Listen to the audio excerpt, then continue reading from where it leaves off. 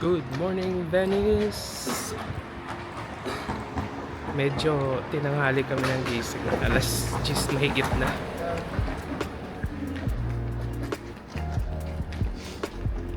Siguro mga alauna na kami natulog kagabi. So, ngayon we'll just get some breakfast. Tapos, magko-continue na kami ng exploring.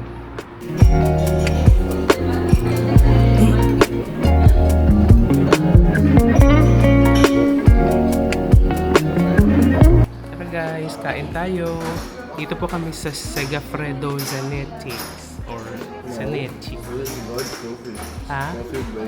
Oh, sorry. Coffee break pala yung pangalan.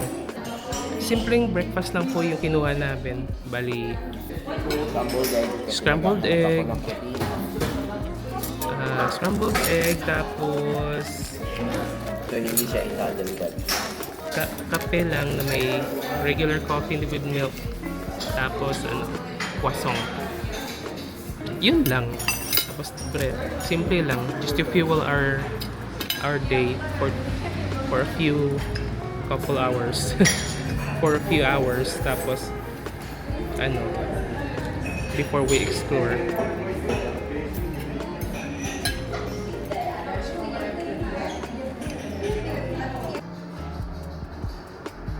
Okay guys, so pupunta kami, magsa-side trip lang kami sa Verona. Kuha lang kami ng ticket via rail. Tapos mag-spend kami doon, mag-explore muna kasi we all know na sobrang busy ngayon sa Venice. Maraming tao. So mamaya na lang kami didiretso doon sa Venice para mag-explore kasi andun na kami kagabi. Nakita rin namin yung ibang mga kailangang tingnan ba. Pero ito, habang may oras pa kaming makapag-explore, gawin na namin ngayon. Kuha kami ng ticket. Yan.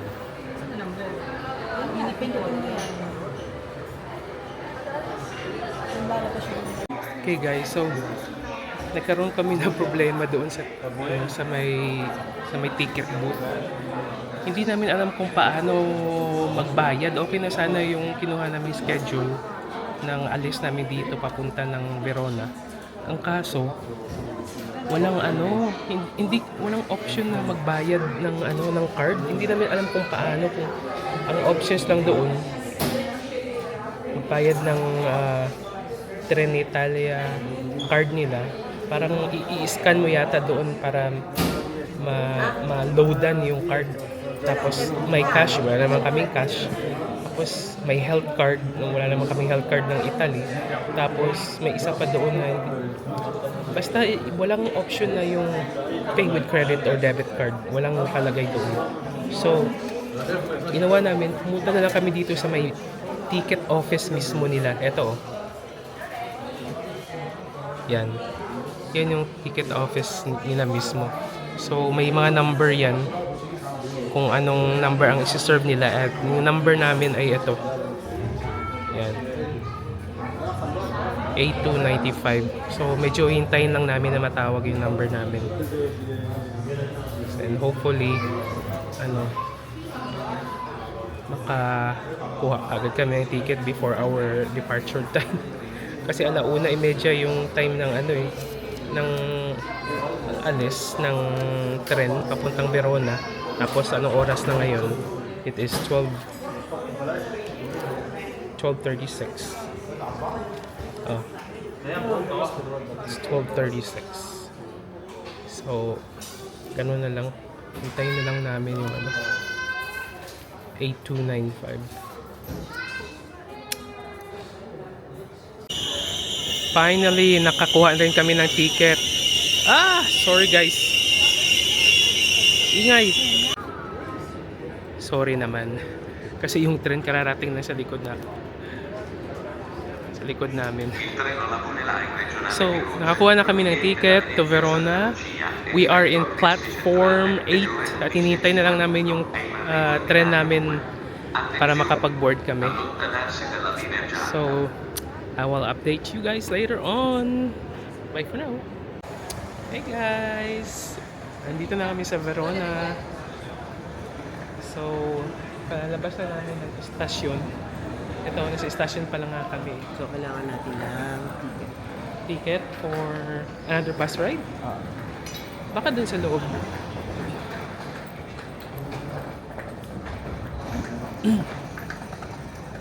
Di kaya pwedeng bumili dun sa loob? Bus ticket point. Itong sakayan natin ng bus, di ba? Bus ticket point yan. So, pag may ticket na tayo dun, pwede tayong pumasok na dun. So ibig sabihin, pwede tayong bumili ng ticket dito. Pang ano lang ito eh. Parang intercity lang siya.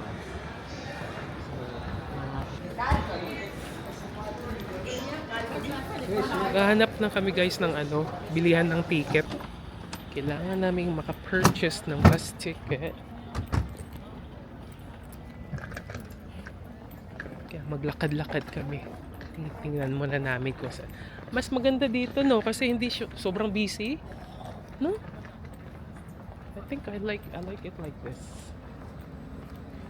Hindi masyadong overcrowded.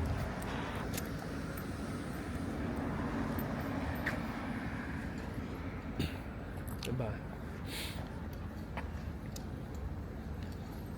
Bus to the airport.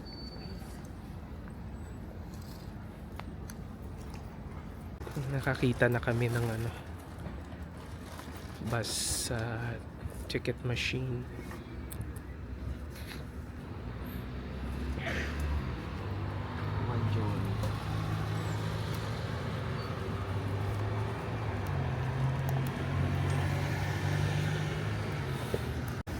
Guys, tingnan nyo yung mga bikes nila, oh. Nire-rent to. Tapos merong sariling lock dito. Yan. Tawid tayo. May sasakyan. Walk.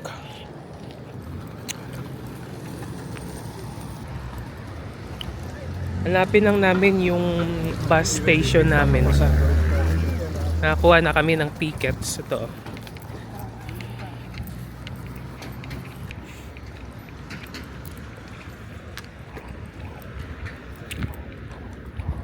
Yan. Ilog pala to.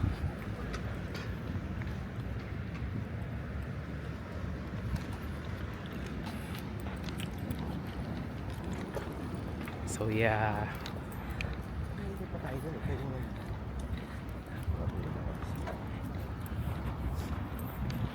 Lakad muna kami. Going to our bus stop. Bus stop number 94. Let's go.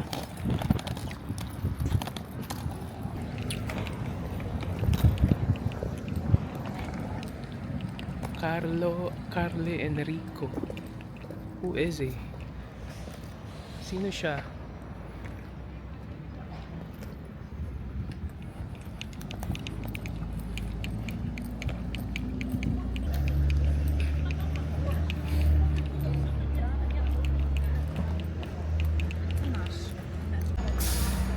May palasyo. Ay. Alam mo.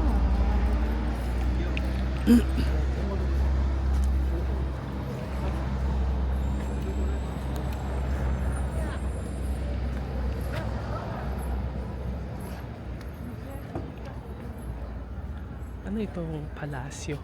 Castelviejo.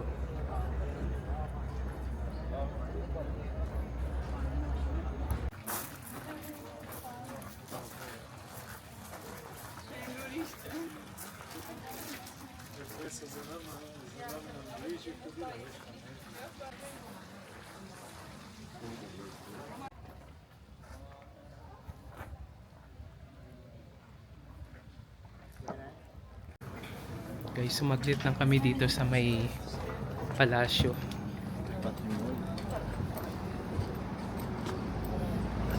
Kasi andito na rin lang kami sa area. So in-explore na namin. Saglit lang kami. Dito sa Castelvelceo. Castelvelceo. I don't know if I pronounce it right, but I stand corrected if I did. So, yung Torre de Lamberte dito, tsaka yung Casa de Juliet. Tawed? Yeah.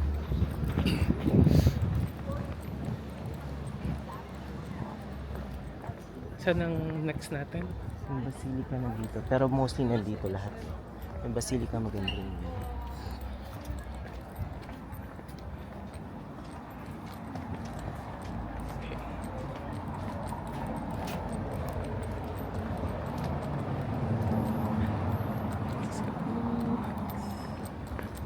So tayo pwedeng kumain.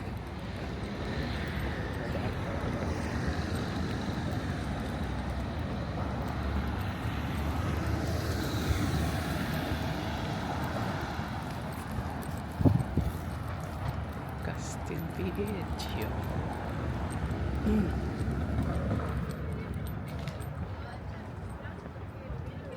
Siamo anche bene, ci ha servito bene.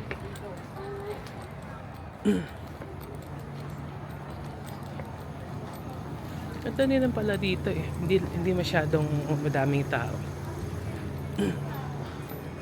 Unlike dun sa Milan at sa Venice na sobrang daming tao. Gusto ko doon. Saan kumain mo na doon? Where? Anong oras ba tayo kumain kanina? Nag-lunch? Ay, ng breakfast pala.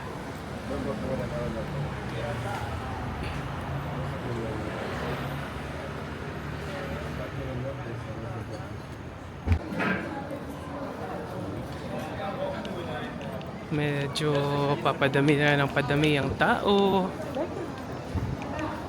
Pupuntahan namin guys yung yung kung saan si Romeo and Juliet na alam mo yun, yung parang hinaharana yata ni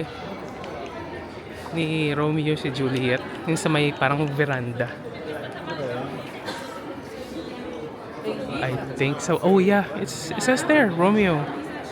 I know. Yeah, but meron pa doon yun. Tingnan mo natin dito.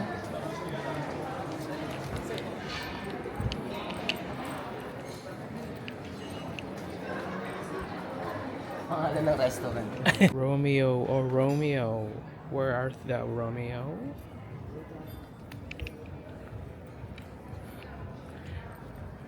Romeo is here. Romeo, tumingin ka naman. Romeo. What is this?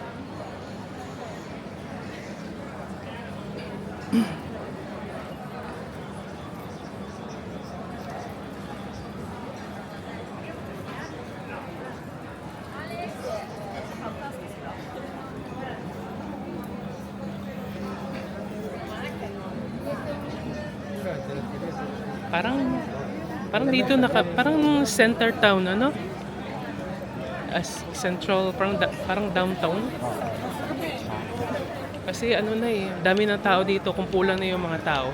Downtown na siguro to, parang sentro nila. Yan, daming mga parang pop-up markets sa gitna ng yan pop-up markets.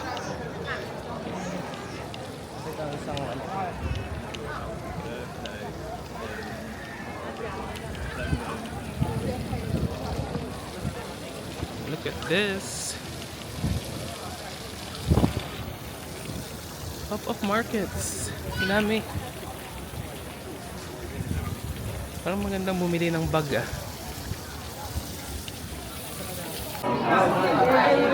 Grabe guys, nandito kami ngayon sa sa Casa de Julieta. Juliet House. Yung kung saan si Juliet nakadungaw sa beranda. Ayun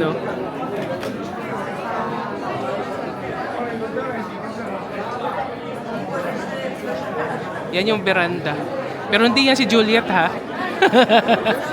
Julietan lang. Ayan o. Daming tao.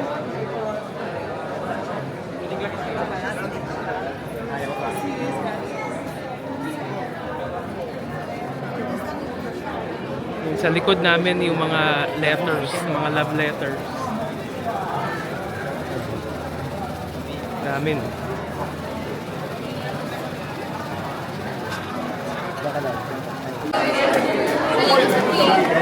Yan guys, oh, hinahawakan nila yung dede. Anong significant yan pag hinawakan niya yung dede? Nagkakaroon sila ng lover or something? But it's something na ano, may parang kasabihan or pamahiin na pag hinawakan yung dede. I don't know, it's something about makakita ka ng iyong forever. O may mga walang forever dyan. Pumunta na kayo dito at humawak sa dede ni Juliet.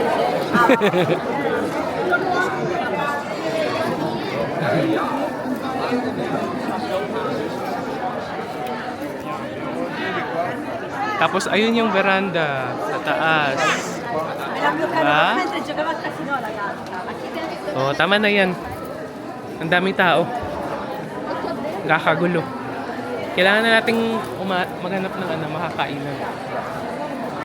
Kailan nyo guys, oh, puro vandal na nilagyan na nila ng mga pangalan nila. Wala nga lang kaming ballpen. May ballpen ka ba? Malagay din tayo. Ay, parang may ballpen yata dito. May ba ba? Ay, wala. Wala. Sorry.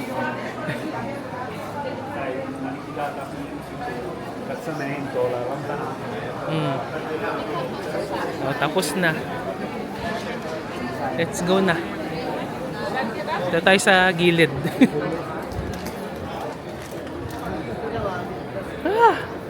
Si Julieta Baron.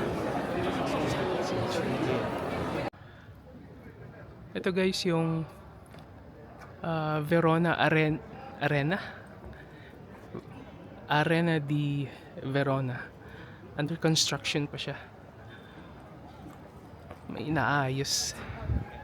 Ganda sana yun pero inaayos pa siya eh. Ito yung harap niya. Yan. Ay ang harap niya.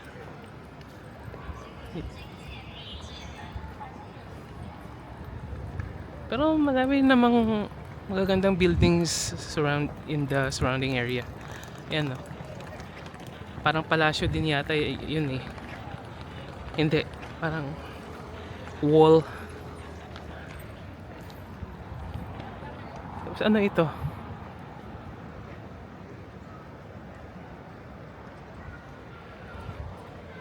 Diba?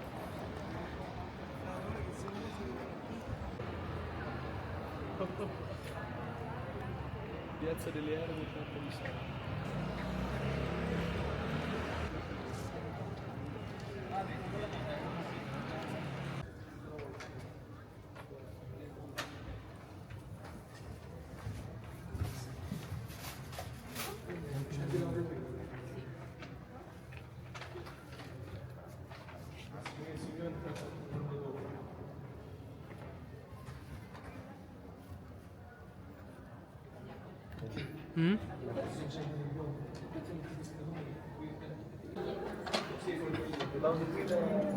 So guys, nasa Basilica di Santa Anastasia kami.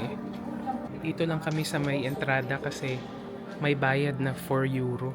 So kahit dito lang kami sa may labas, makikita naman namin. So di na kami pumasok. Dito lang kami sa may bungad, sa may pintuan. Pagpasok ng pintuan, makikita mo na yung mga santo. Yan. Okay lang naman na dito lang banda. Nakikita mo rin naman ng mga arkitektura ng simbahan. Yan. Basta yun sa taas.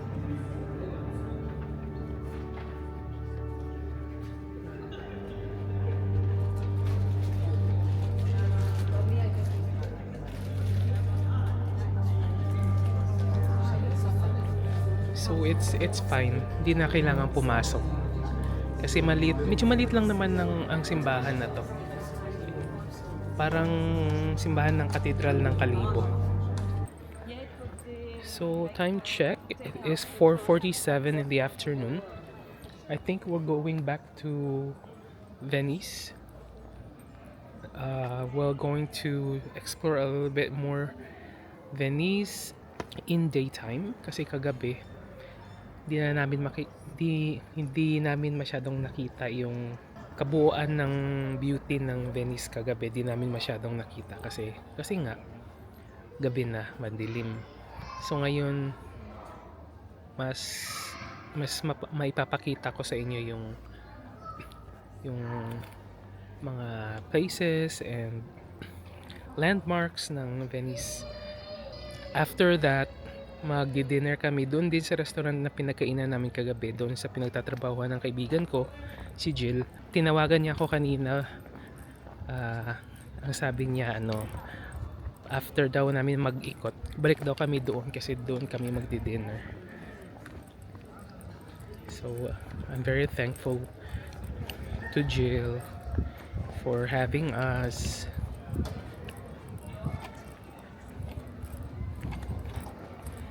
So right now, na lang kami. Balik na kami ng Venetia.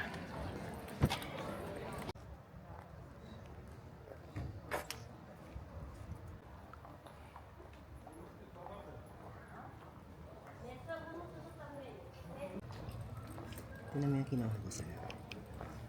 Ang ganda. Talagang soft.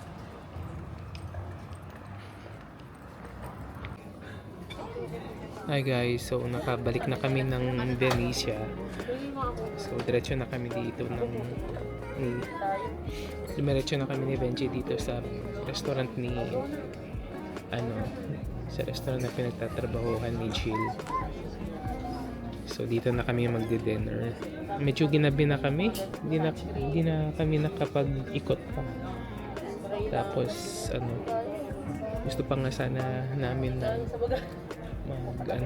mag-picture sa mga architectures, pero hindi na kasi gabi na. Bukas na ng umaga, sabi ni Benji.